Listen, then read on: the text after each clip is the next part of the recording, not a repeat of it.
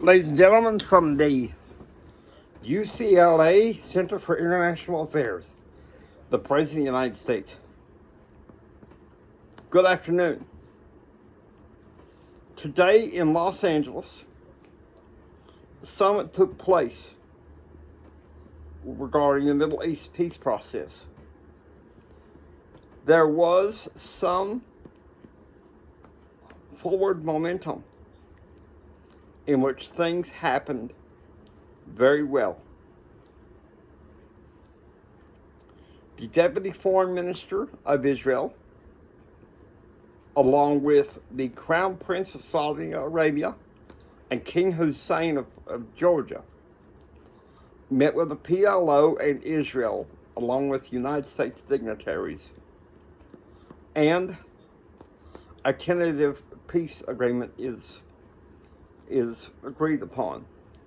Next week, they will make an attempt to meet in Sana'a, Yemen, whereas they weren't able to make it last month. Now, while we are pleased, we are mindful of the Middle East fragile peace. I am open for 12 questions which have been submitted electronically beforehand. The first question is from David Carrington from the Blake Carter Show. Mr. President, March has shown some only modest economic growth so far. But do you still maintain with that the economy is still sound? Let me well advise you in this, and be careful about it. Number one, fully and freely, I am aware that we did have a slump in the beginning of March, and we're still in recovery. But this month so far, jobless claims fell once again for the first time all year. We are making progress regardless of some early indicators. And that is what we want to stand on. And that's what we wish to work on. The economy is still strong, no matter what conservative and libertarian naysayers might say. Here's another question from Mara Eliason from NPR. Mr. President, do you think Ehud Barak's absence has anything to do with this? Yes, I do. There was progress. He sent a deputy that didn't have nearly as many demands. It was very agreeable. I will be speaking tomorrow about Madeleine with Madeleine Albright, our Secretary of State, about how to handle this further.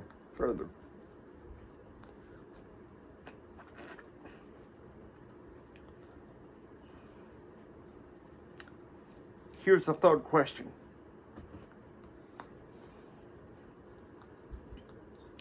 Mr. President, this is from Charles Dawes from CBNC. Mr. President, you see yourself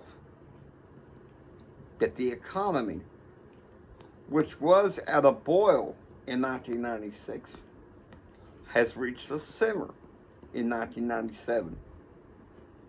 Do you see this as slow or tepid economic growth? Let me answer this.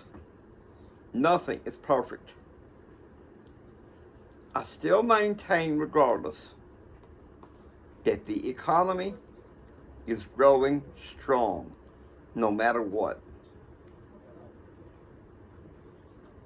Here's the fourth question. And this is from Lisa Connors from the Society page, CBNC. Mr. President, you've been in touch off and on with President Ronald Reagan. Is it true that he's attending less social functions and that his wife Nancy is going instead? Let me be honest and frank. I will not confirm or deny such without the Reagans saying yea or nay. Anything they might have said to me without speaking to the press is irrelevant. Number 5. This question is given by Federico Busto of the Los Angeles Post.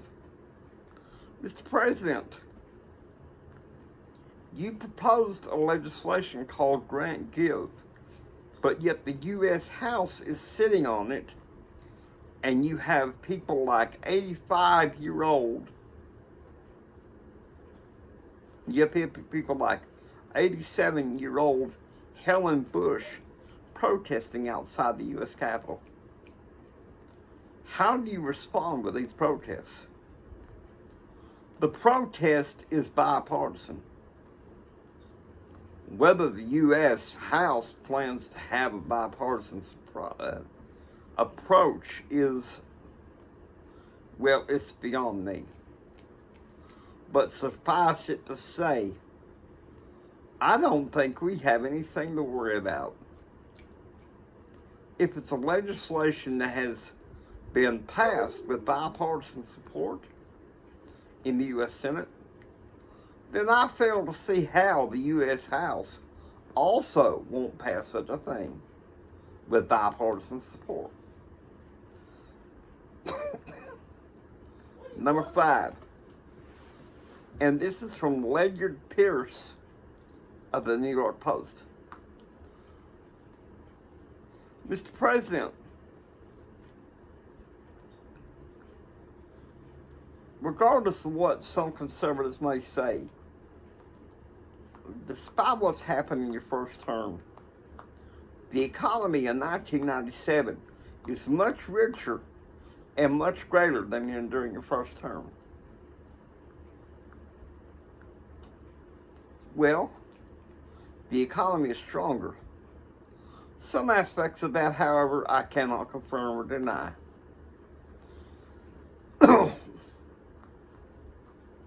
Number 6.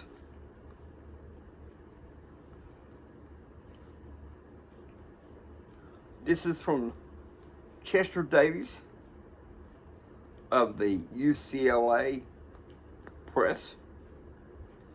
Mr. President,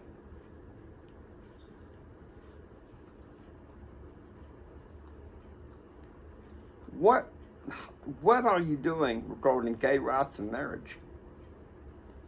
I'm going to say this. I think that they have gay rights. They should be happening. However, during marriage, I have to believe that marriage is a solemn covenant between one man and one woman for life. Number 7. And this question is from Kathy Davis of CBNC. Mr. President, you are going to be sitting down in a few days with Boris Yeltsin in Helsinki, Finland. How do you expect the summit to go? I think Prime Minister Yeltsin and I have a basic understanding of what's going on. I am aware that the Russians are struggling to some degree under Yeltsin, and the United States is prepared to help.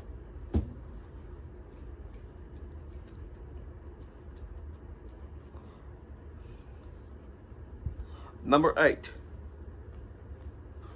And this question is from Daniel Cleaver from the Los Angeles Times. Mr. President, what is your plan regarding oil exploration and the environment?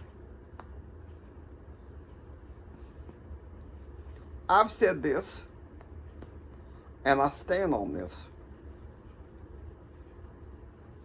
We are urging a capping of at least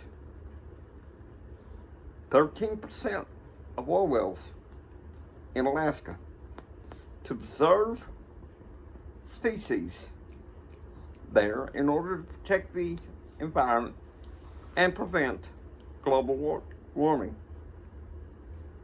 You should speak to my Vice President, Al Gore, about this. Number 9. This is from Claudia Davis of the Society page, CBMC. Mr. President, Paula Jones has resurfaced in the news to say that she has people with her in solidarity, hoping and praying that the U.S. Supreme Court will take her side. Do you care to comment about that?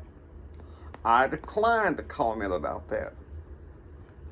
Number 10.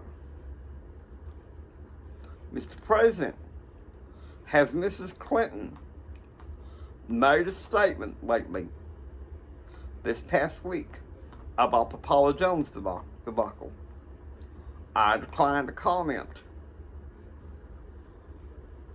Question number 11 from the same reporter.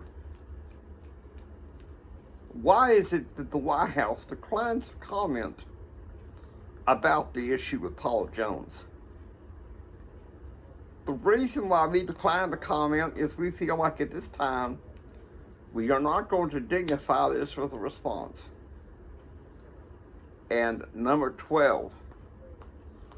This is from the same reporter.